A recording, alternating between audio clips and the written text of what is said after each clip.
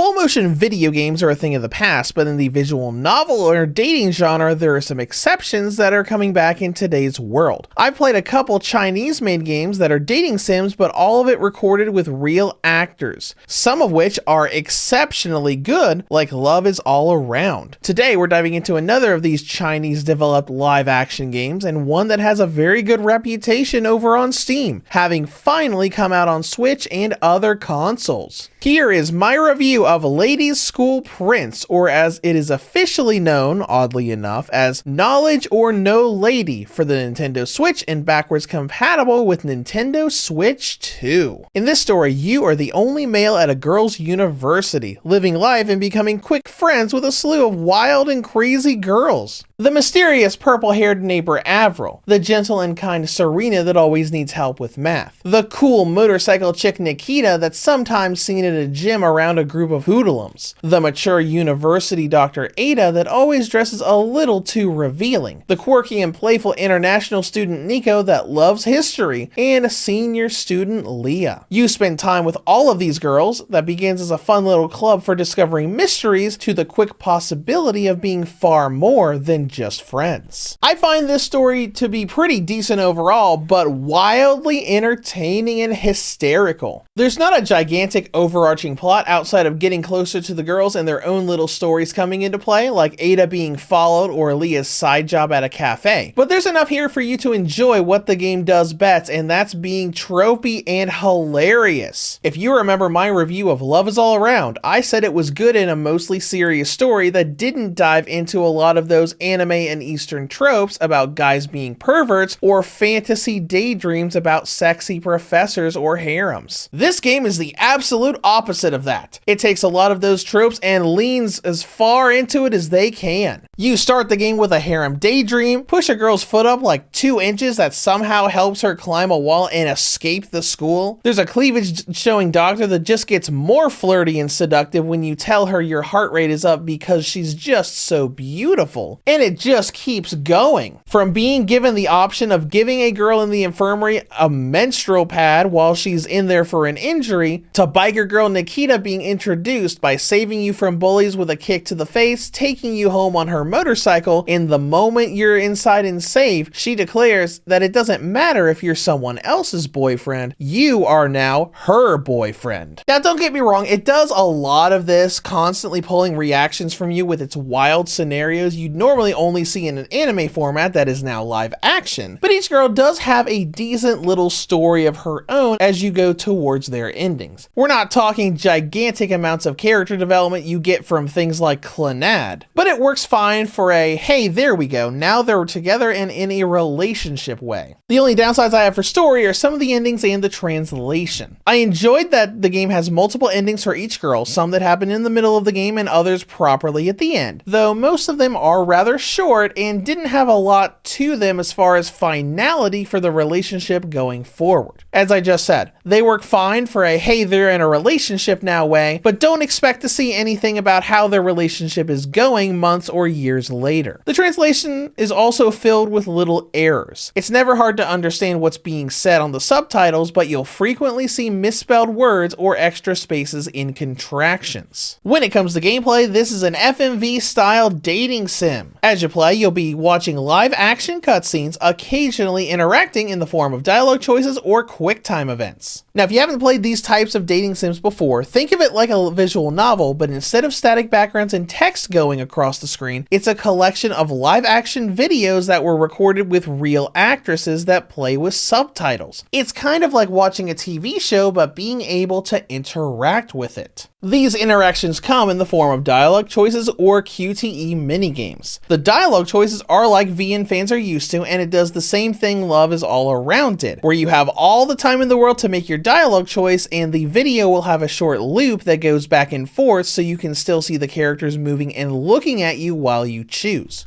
The QuickTime events are timed, but they're all very simple. It's either hitting the X button with good timing in a little circle puzzle or moving the analog stick in a certain direction to take different paths or block punches during a confrontation. The goal of the dialogue choices is, as always, raising affection or affinity with a heroine so you can eventually get her route and ending. The correct choice isn't always the obvious one, but the game does tell you who gained affinity right after you make a choice, so you're not left wondering. There is a bit more to the endings here. You make choices for affinity, but also need items and photos of the girls you can acquire from alternate paths to pass certain choices, and the photos are required for each girl's true or perfect ending. I think this system works, but it is a little grindy when you get close to the endings themselves. To get the middle endings, all you need is a certain item and it unlocks the choice, but the perfect or true endings require their affection to be extremely high, as well as having collected all of her photos. The photos are a little tricky because the game never tells you what events those photos are tied to. I spent a good 2 hours trying to find Nikita's final photo, not realizing that I had to go into a specific event with her in chapter 5, but only after I have Ada train me earlier in the chapter and not Nikita herself. But the bigger problem is the affection system. You can get this high easily enough for any of the girls once you know what choices raise it, but affection won't stay where it is when you start replaying events for items and photos. Meaning that once you go out of your way to do all of those Ada events for the last Nikita photo, her affection rate is going to be down so low that you're going to have to go back and grind Nikita's affection back up to max. Not to mention the fact that the game doesn't have an easy way for you to see what affection is outside of replaying one of the endings of a chapter and allowing that chapter end result to show you. I think this is a system that works, but they really should have done what Love Is All Around did, where affection never drops. Once it's maxed out for a girl, it stays there. When I went for everyone's perfect endings, I had to redo almost the whole game every single time just to grind their affection back up after getting the items. And speaking of, let's dive into content and length. If you want to get one character's perfect or true ending, you could probably get it after a few hours. On stream, I managed to learn the game and get Avril's perfect end after about 4.5 hours total. But the game also has perfect ending extensions for getting the perfect ending for multiple characters, and a special harem ending after you clear everyone's perfect ends. That's something you might want to go for if you enjoy these games, because not only do you get a harem ending, but it also unlocks a special little credit sequence where you get a few minutes of behind the scenes footage of the camera crew and actresses as they filmed. But if you want a number attached, I would put a single character's perfect and extended ending without a guide around 4 hours, and getting the harem ending around 7 to 8 hours. Next up is presentation, which looks pretty decent. It's kind of hard to say how good the graphics are for a game that uses live action cutscenes. The footage they use in this looks pretty good, and the actors do a fantastic job in their acting. But the video quality isn't always the best. There's a relatively consistent pixely blur during motion in a lot of scenes, but there were a few times where I noticed a lot of heavy pixelization and distortions when starting a few of the scenes. It only lasted a couple seconds and cleared up quickly, but it happened a few different times. I assume this is whatever video compression was done to the Switch port of this game, as it happens in the same places every time you pull up the scenes, along with happening on both Switch 1 and Switch 2.